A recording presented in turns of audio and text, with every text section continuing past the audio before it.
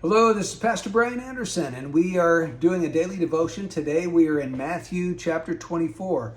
And let me just say at the outset, this chapter is notoriously difficult to interpret. People's interpretations on this particular chapter are all over the map.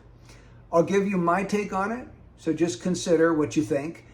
In this chapter, some of the disciples come to Jesus and they ask him two questions. Number one, when will these things be?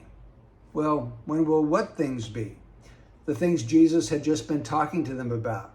He had just said to them, I tell you the truth, not one stone will be left standing upon another. All will be torn down. He was referring to the temple.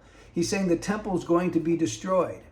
They said, when will these things be? And I believe in chapter 24, verses 4 to 34, Jesus tells them when these things will be. He climaxes his discussion in verse 34 by saying, truly I say to you, this generation will not pass away until all these things are fulfilled.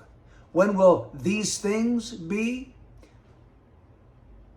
Truly I say, this generation will not pass away until all these things are fulfilled. He tells them the answer. It's going to be within one generation.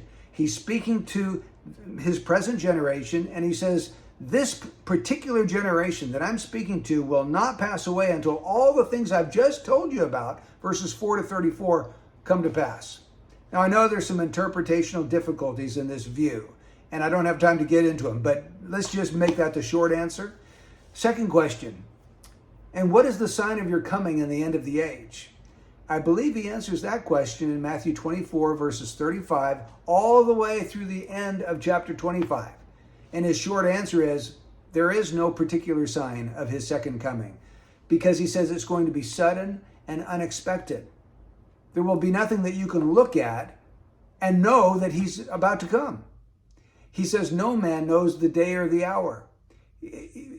Take a look at the second half of chapter 24 and all of chapter 25, and you'll see that he's emphasizing the suddenness and the unexpectedness of his return. So, what point do I want to make from this particular video, this devotion? It's simply this. When Jesus spoke to his disciples about the destruction of the temple, he was 100% accurate, unfailing, infallible accuracy. And what that does for us as Christians is it increases our trust. When Jesus speaks, we listen because we know he speaks for God.